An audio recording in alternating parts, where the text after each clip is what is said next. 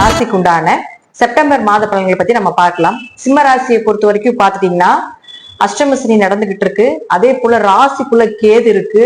ரெண்டுமே பாத்துட்டீங்கன்னா நிறைய விஷயங்கள் தடைகளை தாமதத்தை கொடுத்துட்டு தான் இருக்கும். இப்போ ராசி அதிபதினு சொல்லக்கூடிய சூரியனும் உள்ளேயே இருக்கார், கேதுவோட நிக்கிறார். உங்க ஜாதத்துல சூரியன் கேது சேர்க்கை இருந்தால் கடுமையான பித்ரு தோஷம் உள்ள அமைப்பை ஏற்படுத்தி கொடுக்கும். அப்போ இந்த காலகட்டங்கள்ல பித்திருக்கள் வழிபாடு செய்வது என்பது ரொம்ப சிறப்பான விஷயமாக இருக்கும். அந்த தோஷ நிவர்த்தி அப்படிங்கிறது நிச்சயமாக உண்டு. அப்போ இந்த சூரியன் அப்படின்னு சொல்லக்கூடியவர் தடை தாமதம், ஒரு மன விரக்தியை ஏற்படுத்தி கொடுக்கறது, அடுத்த கடத்துக்கு மூவ் பண்ண முடியாம இருக்கிறது, என்ன பண்றது ஏது பண்றதுன்னு தெரியலையே அப்படிங்கிற எல்லா மன உளைச்சலையும் இந்த சூரியன் கொடுப்பார். இப்ப இந்த சூரியன் 16ஆம் தேதிக்கு மேல பாத்துட்டீங்கன்னா உங்களுக்கு 2ஆம் வீட்டுக்கு வந்துடுறார். அப்ப 16ஆம் தேதி வரைக்கும் கொஞ்சம் பொறுமையா இருங்க. 16ஆம் தேதிக்கு மேல தனஸ்தானத்துக்கு வரும்பொழுது காசு பணம் சொத்து சேர்க்கை நிச்சயமா ஏற்படுத்தி கொடுக்கும். பொருளாதார வளர்ச்சி உண்டு, பண வரவு உண்டு, அந்த குழப்பம் எல்லாமே விலகிடும். அதே போல பாருங்க, புதனும் உங்களுக்கு யாருன்னா 2 பதினொன்று கூடையவர், பணம் மற்றும் லாபம் ரெண்டையுமே கொடுக்கக்கூடியது புதன் தான். அந்த புதனும் பாருங்க 15ஆம் தேதி வரைக்கும் இங்கதான் இருக்கிறார். 15ஆம் தேதிக்கு மேலதான் புதன் 2ஆம் வீட்டுக்கு வருகிறார், லாபஸ்தானாதிபதி அவர்.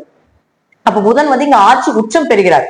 சூரியன் புதன் லக்னாதிபதி, 2ஆம் அதிபதி, 11ஆம் அதிபதி, இவங்களும் சொல்லக்கூடிய 2 பேருமே இங்க நிற்கும் பொழுது இந்த 16ஆம் தேதிக்கு மேலதான் உங்களுக்கு நல்ல காலம், பணவரவு, பொருளாதாரம், அடுத்த கட்டத்துக்கு உண்டான வாய்ப்புகள் இதெல்லாம் கொடுப்பார்.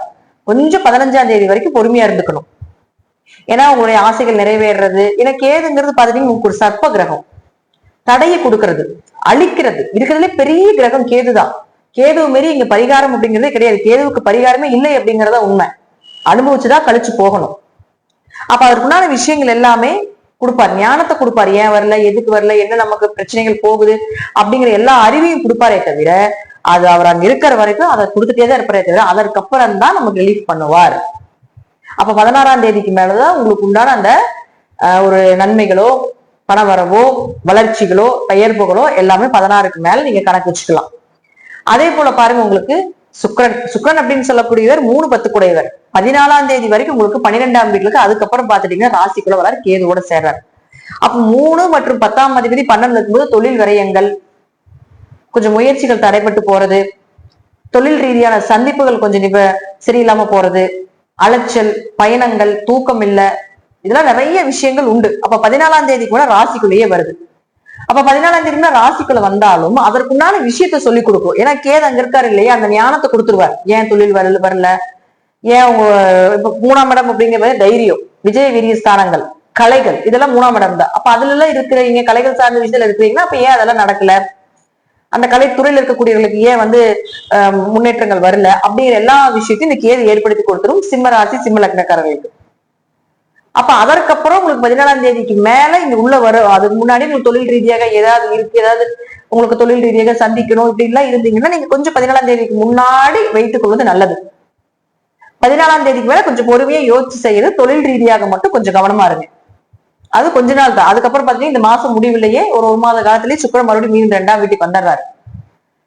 அடுத்தது செவ்வாயை பொறுத்த வரைக்கும் 4 மற்றும் 9ஆம் அதிபதி, 4 மற்றும் 9ஆம் அதிபதியான செவ்வாய் இருக்கக்கூடிய வீடு 2ஆம் இடத்துல.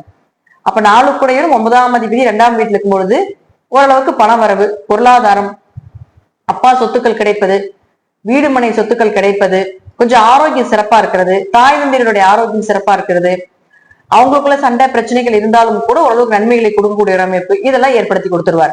அப்ப அவரும் 13ஆம் தேதிக்கு மேல உங்களுக்கு 3ஆம் வீட்டுக்கு வந்துடுவார். 3ஆம் வீட்டுக்கு வந்தாலும் ஓரளவுக்கு நன்மைகள், 3ங்கிறது பெரிய ஒரு மறைவு ஸ்தானம் கிடையாது, நன்மைகளே செய்யக்கூடிய ஒரு இடம். அதனால பயப்பட வேண்டியதில்லை.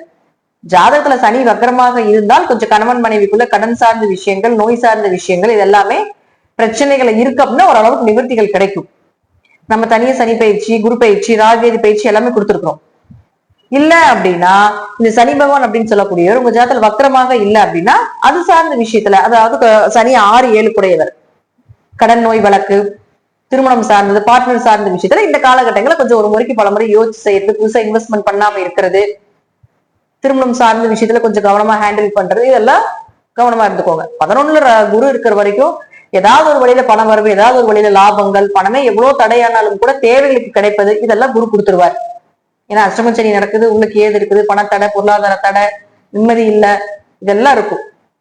இயற்கையாவே உங்க ஜாதத்துல புதன் கேது சேர்க்கை இருக்குதுன்னா, புதன் கேது ஒரு ஜாதத்துல சேருது அப்படின்னா சாமி ஆடுறது, குறி சொல்றது, இந்த சித்த மருத்துவம் கொடுக்கறது, கை மருந்துகள் கொடுக்கறது, திருநீர் போட்டு விடுறது, இதெல்லாம் நம்ம சொல்லுவோம் இல்லைங்களா? இதெல்லாமே அவங்க குடும்பத்துல செஞ்சிருப்பாங்க, அவங்களே செஞ்சுட்டு இருப்பாங்க.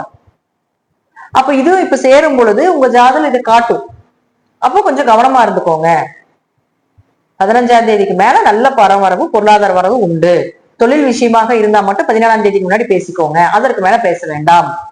சிம்மத்தை பொறுத்த வரைக்கும் பாத்துட்டீங்கன்னா இந்த மாதம் ஓரளவுக்கு நன்மைகளும் ஓரளவுக்கு தீமைகளையும் இணைஞ்சு, அதாவது 70% நன்மைகளும் ஒரு 30% ஓரளவுக்கு தீமைகளையும் கொடுக்கக்கூடிய ஒரு பலனாகத்தான் இருக்குது.